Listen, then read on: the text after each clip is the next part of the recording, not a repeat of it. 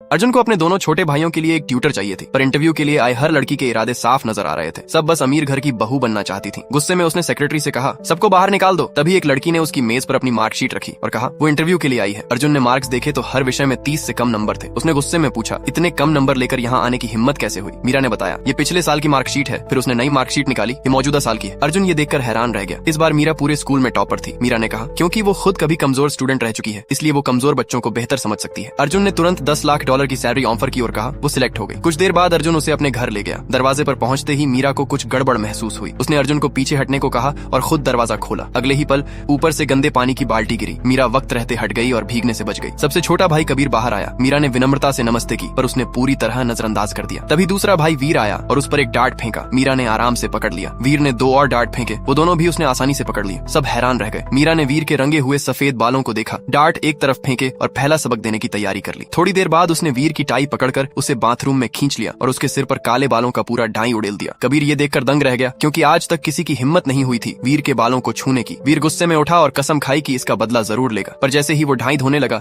मीरा ने अपना बालों वाला रबर बैंड निकालकर उसके दोनों हाथ बांध दिए और कहा, जब तक ढाई पूरी तरह सेट न हो जाए बाल नहीं धो सकता। अर्जुन मीरा के इस तरीके से बेहद खुश हुआ। आखिरकार कोई तो था जो उसके दोनों भाइयों को काबू में रख सकता था। इस तरह मीरा अर्जुन के घर में रहने लगी। अर्जुन ने कहा, अगर वो पूरे 3 दिन वहाँ टिक गई तो $10 लाख और मिलेंगे। मीरा ने खुशी से धन्यवाद कहा और वादा किया दोनों भाइयों को अच्छे से पढ़ाएगी। उधर दोनों भाई मीरा को भगाने की तरकीबें सोचने लगे। कबीर ने अपनी घड़ी उतारी और कहा, मीरा पर चोरी का इल्जाम लगाते हैं। वीर ने भी अपनी घड़ी उतारकर उसे फंसाने की ठानी। कुछ देर बाद कबीर ने अर्जुन से जाकर कहा कि मीरा ने उनकी घड़ियां चुरा ली हैं और चूंकि ये घड़ियां उनकी दिवंगत मां का दिया आखिरी तोहफा थीं। अर्जुन तुरंत उनके पीछे मीरा के कमरे की तरफ भागा। मीरा को कुछ समझ नहीं आ रहा था कि कबीर सीधा उसके कमरे में घुसा और अलमारी से दोनों घड़ियां निकाल लाया। मीरा को समझ आ गया कि उसे फंसाया जा रहा है। उसने कबीर की फूली हुई जेब देखी और आगे बढ़कर उसमें से चाबियों का एक गुच्छा निकाल लिया। अर्जुन ने पूछा, उसके पास मीरा के कमरे की चाबी क्यों है? कबीर कोई जवाब नहीं दे पाया और अर्जुन समझ गया कि दोनों ने जानबूझकर मीरा को फंसाया था। उसने दोनों घड़ियां छीन ली और कहा, जब इन्हें अपनी माँ के तोहफे की कद्र ही नहीं तो ये दोनों घड़ियां अब मीरा की हैं। मीरा खुशी से झूम उठी और दोनों घड़ियां अपनी कलाई पर पहन ली।